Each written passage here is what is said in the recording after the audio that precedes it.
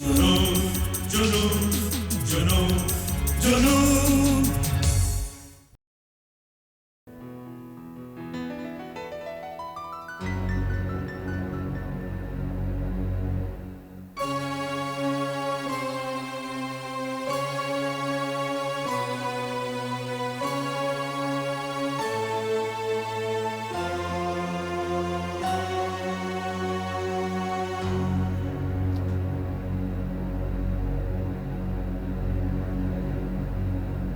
काम हो गया?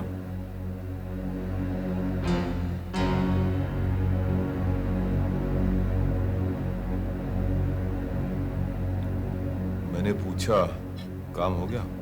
जी वो पास की बस्ती वाले लोग भी आ गए थे, इसलिए हम जमीन से उन्हें हटा ना सकते।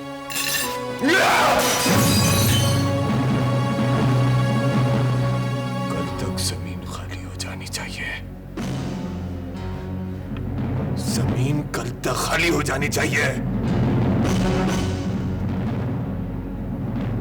करेंगे साहब जी, करेंगे, नहीं तो मरेंगे।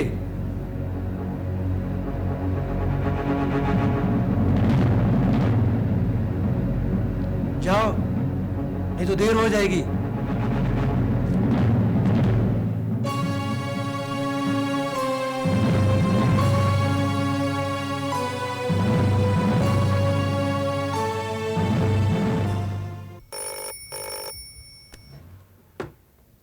हेलो, सुमेर राजवंश है। मैं के बोल रहा हूँ। ओ, आप हैं मिस्टर के कहिए। मॉर्निंग।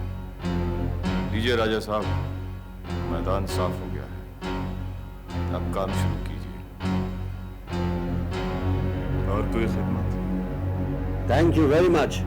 अब तो आपको तकलीफ देते ही रहेंगे। Thank you once again. Bye. यहाँ ये जगह कुछ कम रह गई है। मेरे ख्याल से इन दोनों बिल्डिंग्स के बीच में यहाँ काफी खाली जगह होनी चाहिए थी, ताकि यहाँ पे बच्चों के खेलने के लिए एक अच्छा सा पार्क बना जा सकता। तो फिर शॉपिंग सेंटर बीच में नहीं बन सकता? मेरे ख्याल में ये सेंटर में बनना भी नहीं चाहिए। अगर साइड में यहाँ बने तो ट्रैफिक की आवाज डिस्टर्ब भी नहीं करेगी। तुम ठीक कहती हो।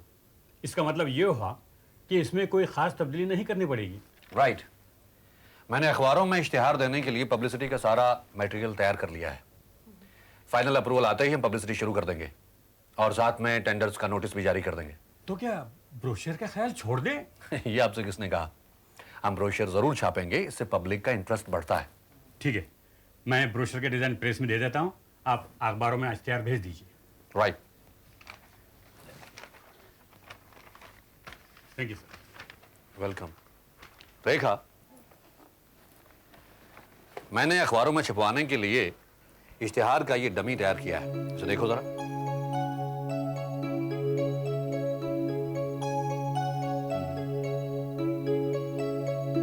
Well done Sumer, well done. अब बरली तो वहाँ बातों में लग गया। नीचे जाकर टेबल लगवा दे। मैं अभी डैडी से लेके आती हूँ। Hello daddy. हेलो। क्या है, कंबल के नीचे क्या छुपाया है? कुछ नहीं, वो कंबल खिसक गया था, उसे ठीक कर रहा हूँ। देखूं तो सही, ऐसी क्या चीज है जो मुझसे छुपाई जा रही है? कुछ नहीं, अखबार है। कहा ना मैंने, अखबार है। तो आपको वो बटलर की औलाद अपने कारनामों की रिपोर्ट्स चोरी छुपे भेजता रहता है? ये ब्रोशर इस अखबार में था, हर किसी को मिला होगा, किसी ने खास तौर से नहीं भेजा है। और ये अखबार क्यों छुपाया था?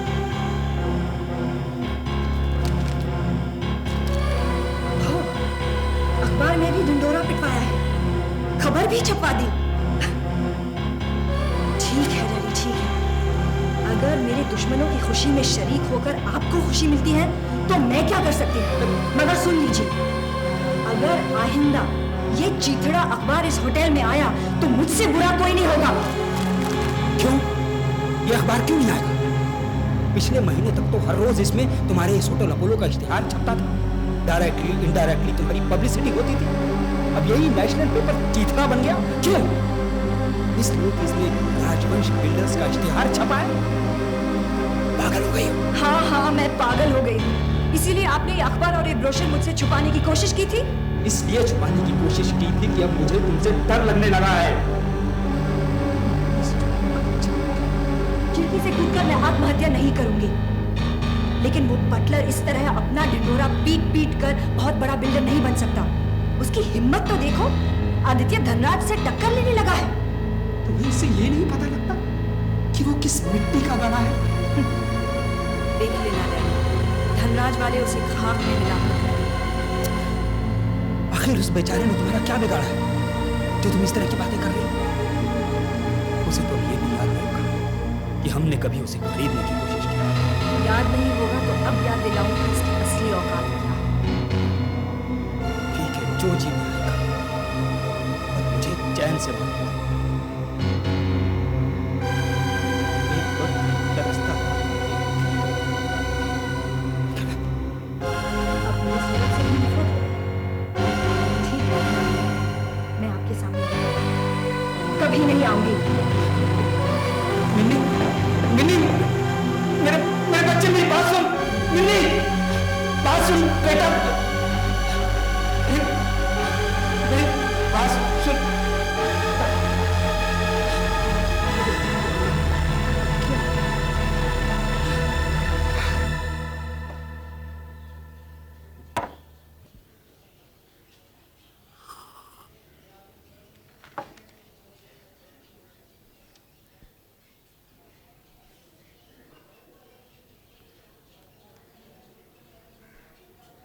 मलाड की जमीन के लिए आदित्य धनराज से टक्कर लेने वाले सुमेर राजवंश ने कंस्ट्रक्शन भी शुरू कर दी। वाह रे मेरे शेर, कोई तो माई का लाल पैदा हुआ उससे टक्कर देने वाला। इश्तिहार भी दिया, कॉन्ट्रैक्टर्स और सब कॉन्ट्रैक्टर्स की जरूरत है। अरे मनमोना, तू भी मुकद्दर का बहुत धनी है। एक सहारा छूटा तो भगवान ने दूसरा दी। अब उठ, ऐसे सुनहरी मौके को हाथ से नहीं जाने देना चाहिए। उठ। ठीक है इरशाद भाई, आप पेशन जी से कह दीजिएगा कि दोनों बिल्डिंग्स की बुकिंग का काम जल्दी पूरा हो जाएगा। आपको मालूम है इन 6-7 महीनों में जमीन के भाव कितने बढ़ गए हैं? अरे इरशाद भाई, मैं इसी धंधे में हूं, मुझे मालूम नहीं होगा तो और किसे मालूम होगा।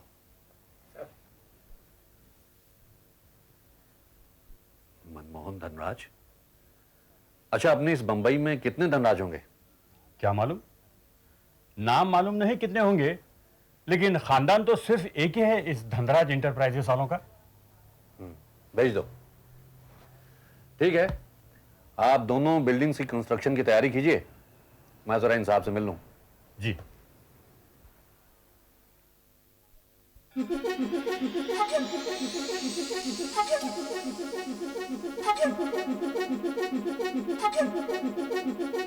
आइए बैठिए।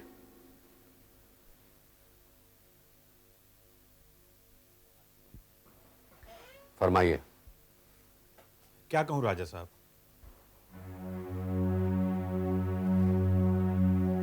मेरा नाम सुमेर राजवंश है, मैं कोई राजा वाजा नहीं। कहिए, आपको मुझसे क्या काम है? खानदानी लोग ही खानदानी लोगों को पहचानते हैं राजा साहब। क्या हुआ अगर राजपाट छिन गया था? लेकिन रगों में खून तो शाही खानदान का ही दौड़ रहा है। लगता है आप मेरे बारे में काफी कुछ दरियाफ्त करके आए हैं। किसने भेजा आपको? आदित्य धनराज ने? क्या लगते हैं आप उसके? एक जमाने में उसका चाचा लगता था, लेकिन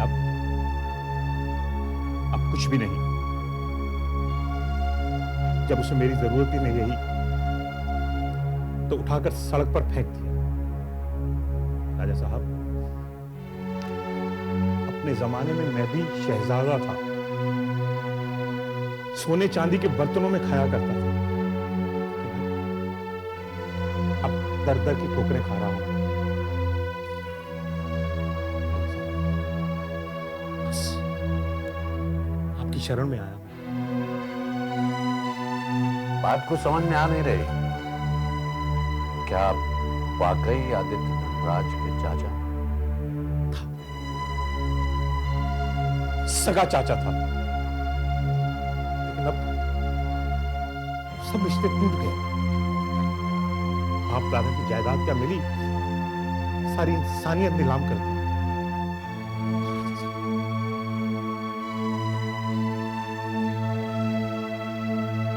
आप किस सोच में डूब गए राजा साहब? सोच रहे होंगे कि ये बुढ़ा सठिया गया, मालूम नहीं क्या अनशन पकड़ा है। लेकिन धनराज का ये बेटा मनमोहन सब कुछ बर्दाश्त कर सकता है, लेकिन बेईमानी नहीं। बेईमानी? जी हां, बेईमानी। ये मनमोहन सब जानता है कि ये जायदाद, फैक्ट्रियां उसने किस हेर फेर और बेईमानी से बनाई है, सब जानता।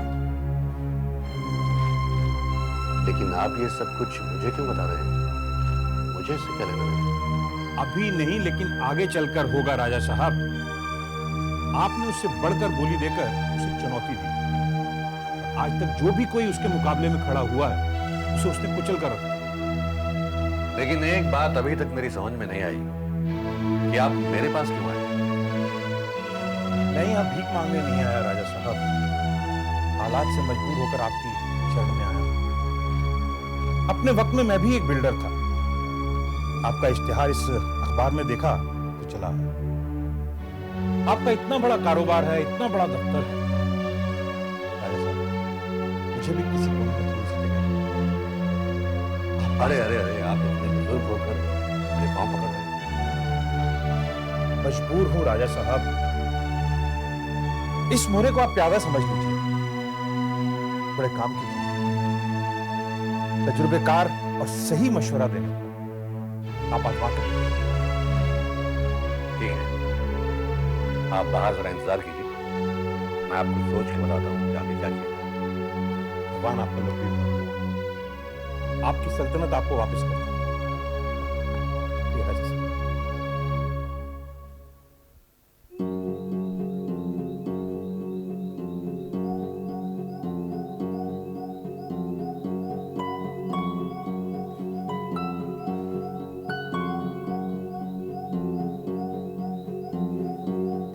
जुनून, जुनून, जुनून, जुनून।